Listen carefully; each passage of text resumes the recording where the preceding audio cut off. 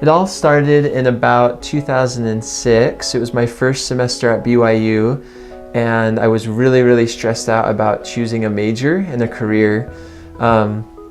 So I looked into a bunch of majors. I read like a couple dozen major academic plans, talked with people, prayed a lot, and basically I just felt strongly I needed to look into broadcast journalism. And then that following couple of years, as I started pursuing that path, I had some feelings that there were some sort of video related projects that I should be involved in.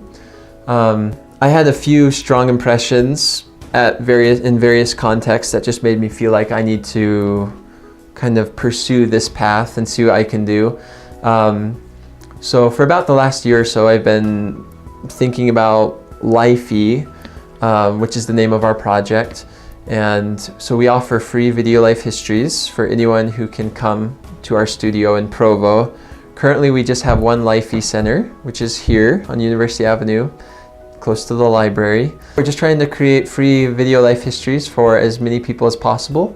We've done about 35 so far, but we'd love to produce thousands of Lifeys for people, tens of thousands, as many as we possibly can. It's something I feel very passionate about. I've known people who have passed away who did not record their life story on video, their most meaningful experiences and insights. And it's just kind of sad when that happens, because the family is left, the family and friends and children and grandchildren are left without those meaningful experiences and insights.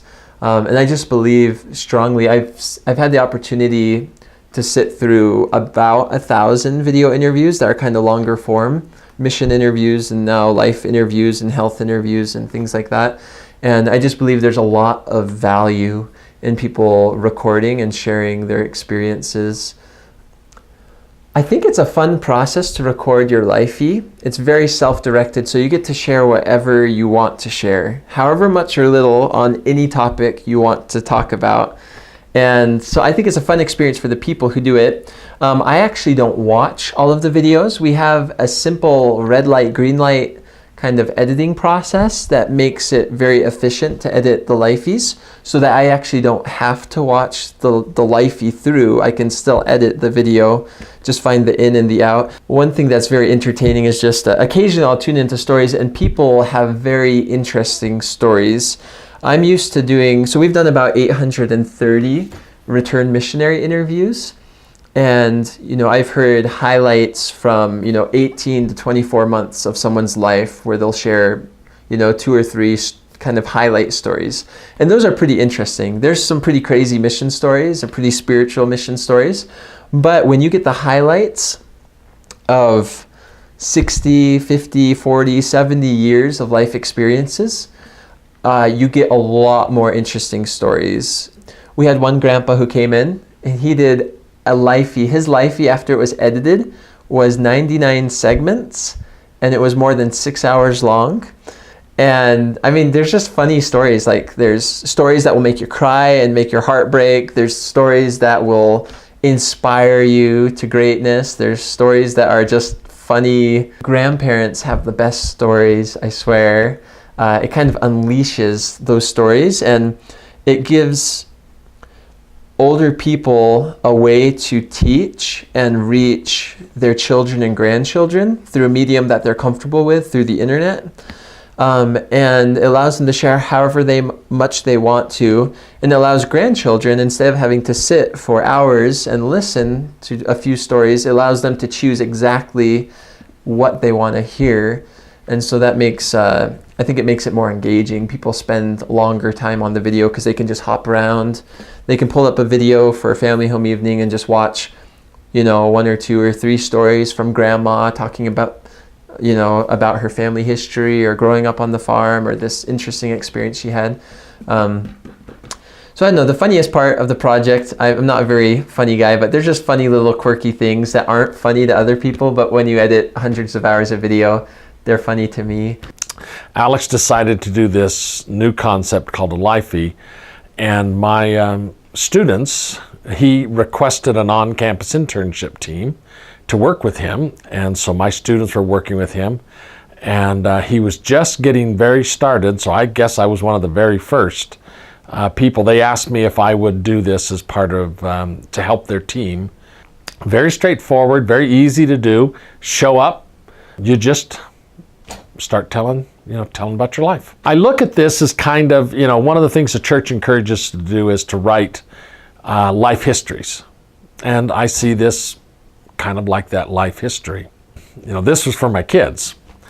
But the interesting thing, my kids, I have 8 daughters, and almost every one of them said, hey, I learned a number of things that I'd never heard you tell. Stories that I wasn't aware of at all from your life. By watching this, I learned a number of things that I didn't know. So I thought that was kind of fun. And then my grandkids, that's really one of the most important, is my grandkids, and was able to talk about testimony and the things that are important to me in life. So basically, Lifey it's like a video journal. People can sit down and share all their most valuable insights, and then they can have a free browsable copy of that they can share out with their family and friends. It's a good way for them to preserve their legacy. Some of the benefits of filming a Lifey, for me personally, I think it's really valuable to bring like your grandparents and your parents, and I really like learning about their lives and getting to know them better, and also being able to save their stories and their life experiences, I think is really valuable. And it's fun because when you do it in video format, you can capture their personality versus just like a written history.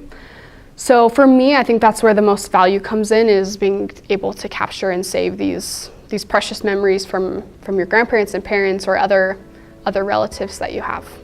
Communication is only about 10% of communication is in the written word. Then you start bringing in inflection, tone, facial expressions, body language. All of these other things make up the 90% of communication. So if my children and grandchildren and great-grandchildren are only reading the written accounts, they're only getting 10% of who I am.